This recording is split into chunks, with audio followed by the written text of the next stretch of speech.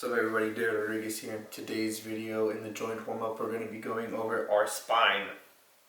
Now, for those of you who don't know, the spine, the vertebra itself and the muscles all associated in your back all protect your spinal column, which is like where your nerves shoot out and they basically attach to your body, right? Basically it's what kind of keeps you alive. And so if we can have some strength and resiliency in that spine, we're going to be good, right? We're not going to be kind of like old and, whoa, my back hurts. No. Build some strength, build some resiliency. It's going to be good. And it'll help us be better for our tricking. Nothing's going to feel so hard. It's not going to be as rough as if we didn't really try and do anything, right? So, the first exercise or warm-up. So, the spine, the thing about the spine though is that these are going to take a little bit of time because you don't want to rush through these exercises. I'm probably going to rush through them just a little bit, so just to show y'all, so that way you're not just sitting there for a couple minutes just watching me do these super slowly. But the idea is that you're trying to specifically feel in these portions going up and down, you're trying to specifically feel each vertebra move of its own accord. Now it's very hard if you've never done it before, and I probably won't even do it right. And I've been doing this probably for almost a year, but it's still kind of rough for me. But always gotta take that first step. First thing to getting good at something is being bad. So here we go. So first one, it's going to be sitting spinal segmentations. So you're going to sit, hips on the floor, nice flat back. Now, from each, you're going to try and feel each vertebra touch the ground, and you're going to just come back, right? So it's like 1, 2, 3, 4, 5, 6, 7, 8, 9, 10, 11, 12, 13, 14, 15, 16, 17, 18, and it's obviously a little awkward to try and do it with your neck. You can't really do it with your neck, but you know, point still stands. And then so coming back up, tuck that chin into your chest, try and feel each cervical vertebra. And then from here, 1, 2, 3, 4, 5, 6, 7, 8, 9, 10, 11, 12, 13, 14, 15, 16, 17, 18. Probably miscounted. Oh, but that's the idea, right? Try to go up and then go down. And that's the easiest way because you're getting feedback from the ground as opposed to just doing it in this position, which I'm about to show you now, which is the cat-cow. So for me, it is easiest to go from lumbar to thoracic to cervical to feel the spine actually moving in my body. It kind of sounds weird, but you know. So, flat tabletop position.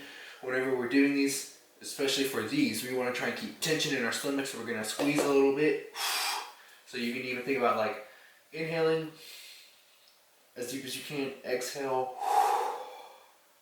and then sniff a little bit of air, try to get back this in here. Alright, and so you're going to, so from here, we're going to go in. So my hips are going to move in a tiny little bit. You'll see it probably in the wrinkles on my shirt. Underneath. Come.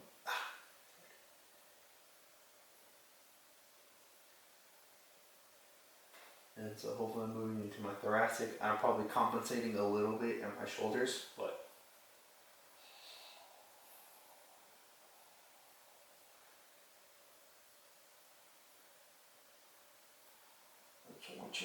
now from here, I'm going to move my hips. Hips go back out.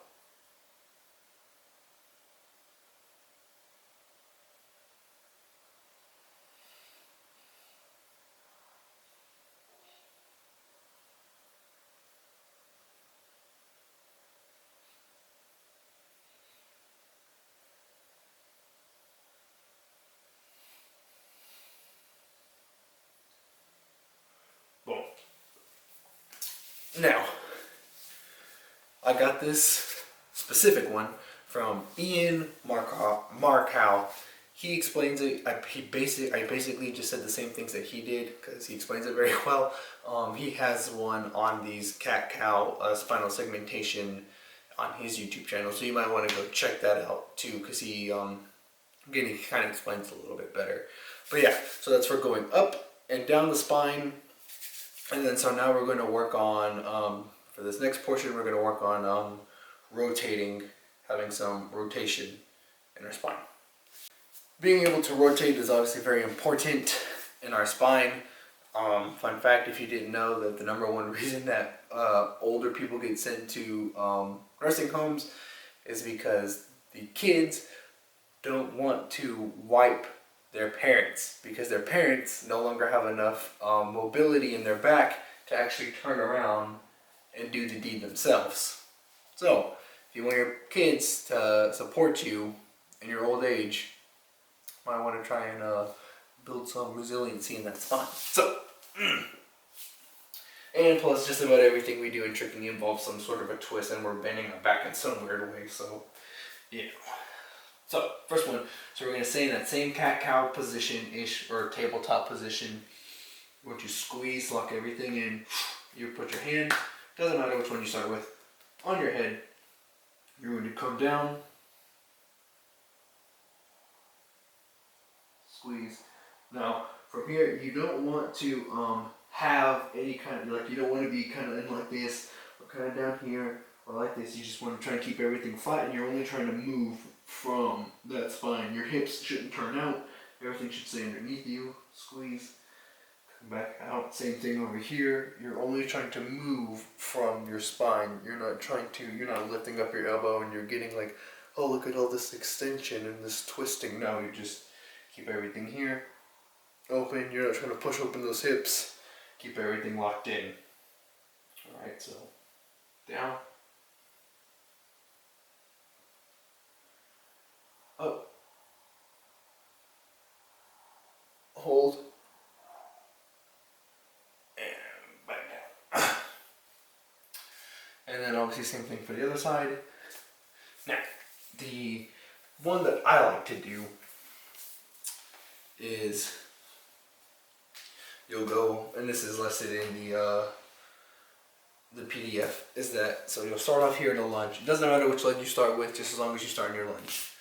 So you'll put in both hands down here, right beside your feet, your foot.